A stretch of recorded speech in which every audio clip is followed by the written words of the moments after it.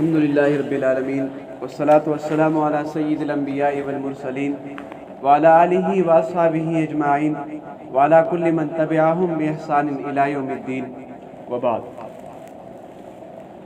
قال رسول اللہ صلی اللہ علیہ وسلم انا حظکم من الانبیاء وانتم حظی من الامم۔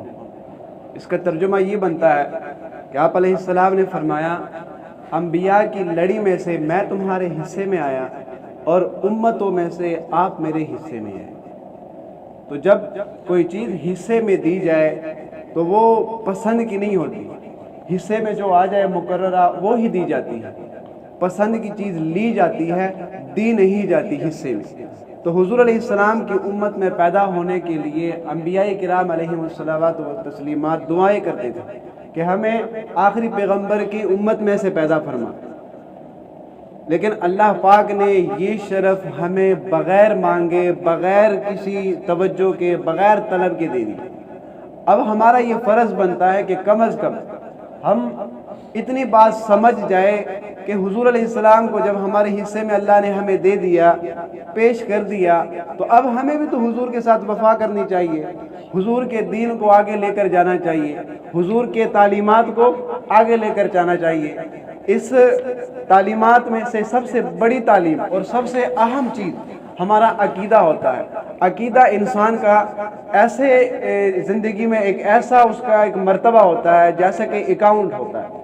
اگر آپ کا اکاؤنٹ بینک میں نہیں ہے، آپ جتنے مرضی پیسے بینک والے کو دے دیں وہ آپ کو واپس نہیں مل سکتے، لیکن اگر آپ کا اکاؤنٹ ہے، آپ چاہے لاکھوں سے دے، چاہے سو روپے دے دے، وہ آپ کو دوبارہ مل سکتے ہیں۔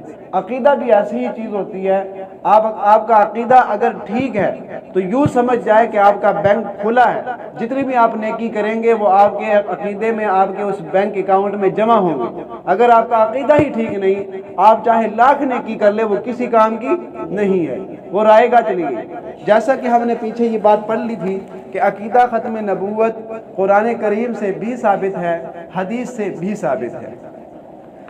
ایک اصول ہے کہ جس کو اصول اربع کہتے ہیں، یا تو چیز حدیث سے ثابت ہوتی ہے، یا قرآن سے ثابت ہوتی ہے، یا اجماع امت سے ثابت ہوتی ہے، یا قیاس سے ثابت ہوتی ہے۔ شریعت کے یہ تین اصول ہیں، جو چیز ان چاروں اصولوں کے مابین کسی بھی اصول سے وہ ثابت ہو وہ چیز قابل عمل ہوتی ہے، بلکہ واجب العمل ہوتی ہے۔ تو پیچھے ہم نے یہ پڑھ لیا تھا کہ عقیدہ ختم نبوت قرآن سے بھی ثابت ہے، حدیث سے بھی ثابت ہے۔ تیسرے نمبر پر اجماع کی باری آتی ہے، تو اجماع سے آج ہم ثابت کریں گے کہ عقیدہ ختم نبوت اجماع سے بھی ثابت ہے یا نہیں۔ سب سے پہلے تو ہمیں اجماع کو سمجھنا چاہیے کہ اجماع کس چیز کو کہتے ہیں۔ اجماع کا لفظی معنی یہ ہے کہ اجماع جمع کرنا، کسی چیز کو جمع کرنا، اور اصطلاح کے اندر اجماع کا مفہوم اور معنی یہ بنتا ہے کہ علماء امت، معتبر علماء زمانے کے ہو یا حضور علیہ السلام سے لے کر آج تک ساری امت کے معتبر علماء کسی ایک مسئلے پر متفق ہو، اس کو اجماع کہتے ہیں۔ اور حضور علیہ السلام نے چونکہ آخری نبی ہونا تھا، نبوت کا دروازہ بند ہونا تھا، اللہ پاک نے یہ اجماع کا انعام بھی حضور کو ہی صرف دیا۔ حضور سے پہلے کسی امت کو یہ اجماع کا تحفہ نہیں ملا تھا، کیونکہ اگر وہ امت کسی بات پر اجماع کر لیتی تو وہ چیز ان کے لیے شریعت کا حکم نہیں ہوا کرتی تھی، لیکن حضور نے آخری نبی ہونا تھا اس لیے۔ اور یہ بھی ہو سکتا تھا کہ حضور کے بعد اگر کوئی ولی کسی چیز کا حکم بتا دیتا، یا کوئی ابدال یا کوئی صحابی بتا دیتا، تو انسان سے غلطی ہو سکتی تھی۔ حضور نے جو بتایا وہ تو اللہ کی طرف سے بتایا۔ اب کوئی اور شخص جو نبی نہ ہو وہ اگر کوئی چیز بتائے اپنے علم سے، ہاں ٹھیک ہے وہ اپنے علم سے بتا رہا ہے، لیکن امکان ہے کہ وہ غلط ہو سکتی ہے۔ اس لیے یہ اجماع کا جو انعام ہے یہ حضور کی امت کو ملا کہ جب یہ اجماع امت ان کا ہو جائے گا تو وہ چیز ایسی ہی ہوگی، اس کا حکم ایسا ہی ہوگا جیسا کہ قرآن کی نص سے یا حدیث کے الفاظ سے وہ چیز ثابت ہوگی۔ چنانچہ صحابہ کرام رضوان اللہ تعالی علیہم اجمعین کا اس بات پر اجماع ہے کہ حضور آخری پیغمبر ہے۔ کیسے معلوم ہوا؟ حدیث میں آتا ہے، حضرت انس بن مالک رضی اللہ عنہ سے روایت ہے سمعت رسول اللہ صلی اللہ علیہ وسلم یقول ان من امتی لن تجتمعوا على ضلالة فاذا رأيتم اختلافا فعليكم بالسواد الاعظم۔ حضرت انس بن مالک رضی اللہ عنہ فرماتے ہیں کہ حضور پاک علیہ الصلوۃ والسلام نے فرمایا میری امت ضلالت پر، گمراہی پر جمع نہیں ہو سکتی، میری امت گمراہی پر جمع نہیں ہو سکتی۔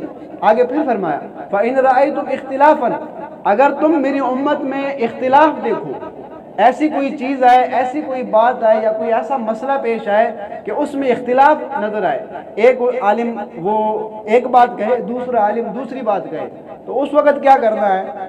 فَعَلَيْكُمْ بِالسِّوَادِ الْأَعْظَمِ، تو تمہارے لیے یہ لازم ہے کہ تم بڑی جماعت کو مضبوطی سے پکڑو، جو بڑی جماعت بات کرے جس میں افراد زیادہ ہو آپ اس کی طرف جائے، وہ بات آپ پکڑ لیں۔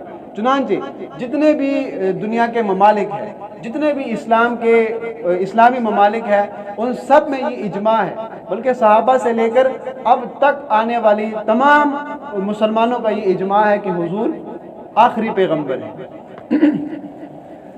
آگے ابن تیمیہ رحمۃ اللہ علیہ کا ایک قول نقل کرتے ہیں، فرماتے ہیں کہ وَإِجْمَاعُهُمْ حُجَّةٌ قَاطِعَةٌ يَجِبُ اتِّبَاعُهَا بَلْ هِيَ أَوْقَدُ الْحِجَجِ، کہ امت کا اجماع وہ ایسا ہوتا ہے، ایسا منقطع ہوتا ہے کہ اس پر عمل کرنا واجب ہوتا ہے، بلکہ اس سے بھی زیادہ، کہتے ہیں اس سے بھی زیادہ، جیسے قرآن کی ایک بات ہوتی ہے نا، کہتے ہیں اس سے بھی زیادہ اس پر عمل کرنا لازم ہوتا ہے۔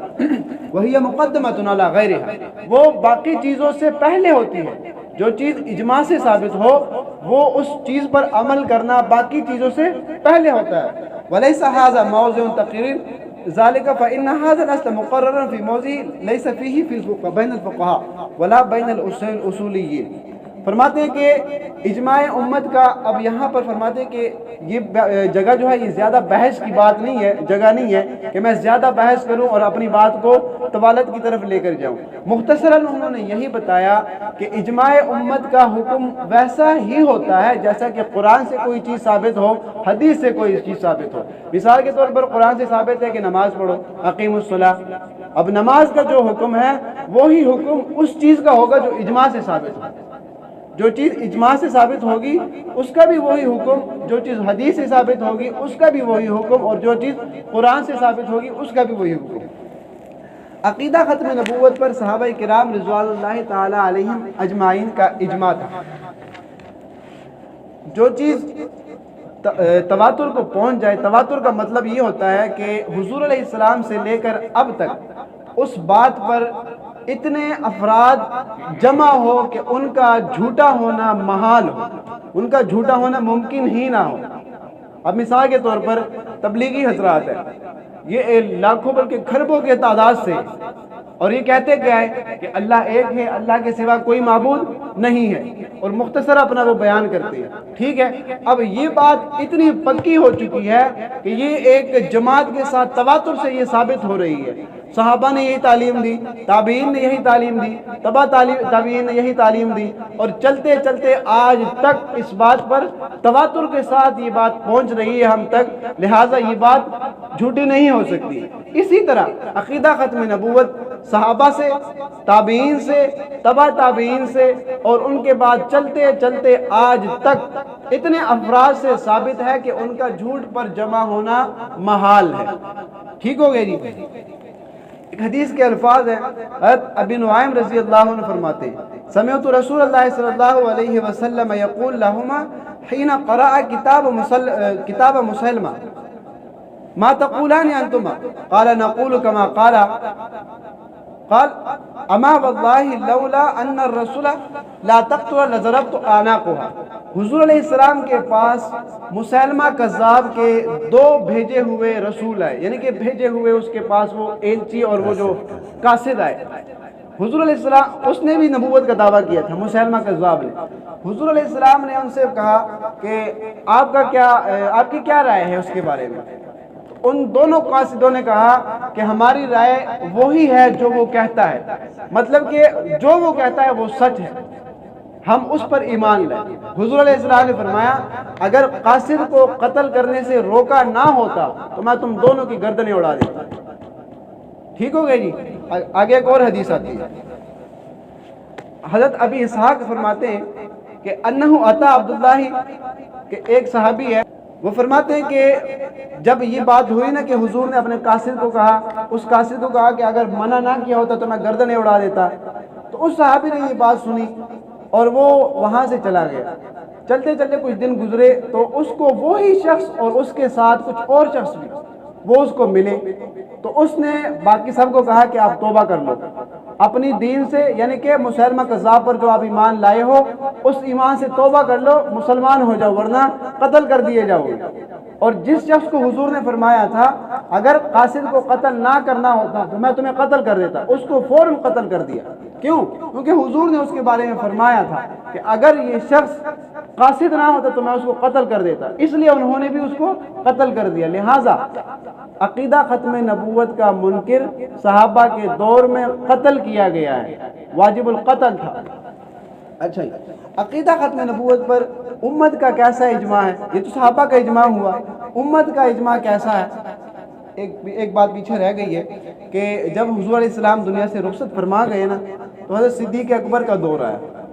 حضرت صدیق اکبر نے ہر قسم کے منکر کے ساتھ جہاد کا اعلان کر دیا. چنانچہ ان میں سے ایک فتنہ یہ بھی تھا جو زکوٰۃ کا انکار کرتی تھی. تو حضرت صدیق اکبر نے صحابہ سے مشورہ کیا کہ کیا ان سے بھی جہاد کرنا چاہیے یا نہیں. تو اس میں کچھ اختلاف بھی ہوا، کسی نے رائے دی کہ نہیں کرنا چاہیے، کسی نے دی کہ کرنا چاہیے. بالآخر ان کے ساتھ جہاد ہوا. جب مسلمہ کی باری آئی حضرت صدیق اکبر نے ان سے پوچھا کیا بھائی مسلمہ کے ساتھ یا مسلمہ کے پیروکاروں کے ساتھ جہاد کرنا چاہیے؟ تو سب نے بیک آواز بغیر کسی اختلاف کے کہا کہ ہاں مسلمہ کذاب مردود ہے، کافر ہے اور واجب القتل ہے، لہٰذا اس کے ساتھ اور اس کے پیروکاروں کے ساتھ جہاد کرنا چاہیے. اس سے یہ معلوم ہوتا ہے کہ ختم نبوت کا منکر اس کے ساتھ جہاد پر اجماع ہو رہا ہے. اجماع سے یہ ثابت ہوتا ہے کہ حضور آخری نبی ہے. اگر یہ ثابت نہ ہوتا تو وہ سارے کے سارے کیوں اپنی رائے دیتے کہ ہاں مسلمہ کذاب کے ساتھ جہاد کر لینا چاہیے. عقیدہ ختم نبوت پر امت کا بھی اجماع ہے. امت کا کیسے اجماع ہے؟ حضرت ملا علی قاری رحمۃ اللہ علیہ فرماتے ہیں دعوی نبی صلی اللہ علیہ وسلم بعد نبینا کفر بالاجماع. حضور علیہ السلام کے بعد نبوت کا دعویٰ کرنا کفر ہے اجماع کے ساتھ. یعنی کہ امت کے تمام علماء کے نزدیک حضور کے بعد کسی کا نبوت کا دعویٰ کرنا کفر ہے. دوسری نمبر 2، امام غزالی رحمۃ اللہ علیہ فرماتے ہیں کہ حضور علیہ السلام آخری پیغمبر ہے، نبوت کا دروازہ بند ہو چکا ہے، حضور کے بعد نبوت منقطع ہو چکی ہے. جو شخص اس بات کا انکار کرے وہ کافر ہے اجماع کے ساتھ، بالاجماع وہ کافر ہے، اور جو اجماع کے ساتھ وہ کافر ہو وہ اسلام میں پھر نہیں رہتا، وہ اس کا حکم وہی ہوتا ہے جیسا کہ قرآن کا حکم ہے. حوالہ نمبر 3، علامہ آلوسی رحمۃ اللہ علیہ فرماتے ہیں کہ حضور کی نبوت کے بعد نبوت منقطع ہو چکی، اب اگر کوئی نبی دعویٰ کرے تو وہ کافر ہوگا. علامہ آلوسی رحمۃ اللہ علیہ فرماتے ہیں کہ جو شخص ایسے شخص کو کافر نہ مانے جو نبوت کا دعویٰ کرے، اگر وہ اس کو کافر نہ مانے تو وہ بھی کافر ہے. جیسا کہ ایک نعرہ جو نہ مانے وہ بھی کافر، یہاں پر بھی وہی ثابت ہوتا ہے کہ اگر وہ شخص نہ مانے نبوت کے منکر کو کافر نہ مانے تو وہ شخص بھی کافر ہو جاتا ہے، خارج عن الاسلام ہو جاتا ہے، اور یہ اجماع سے ثابت ہے. حوالہ نمبر 4، قاضی ایاز رحمۃ اللہ علیہ نے خلیفہ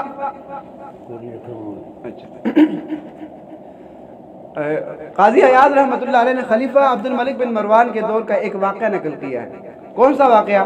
وفعل ذلك غير واحد من الخلفاء والمملوك بإشباههم واجمع علماء وقتهم على صواب فعلهم والمخالف في ذلك من كفرهم كافر.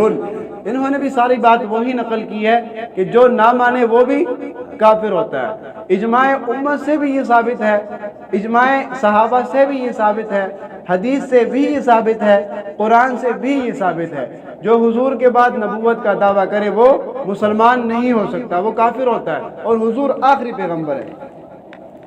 آخر میں عقیدہ ختم نبوت کہاں کہاں سے ثابت ہے وہ بتا رہے ہیں کہ عقیدہ ختم نبوت قرآن پاک کے 99 آیات سے ثابت ہے.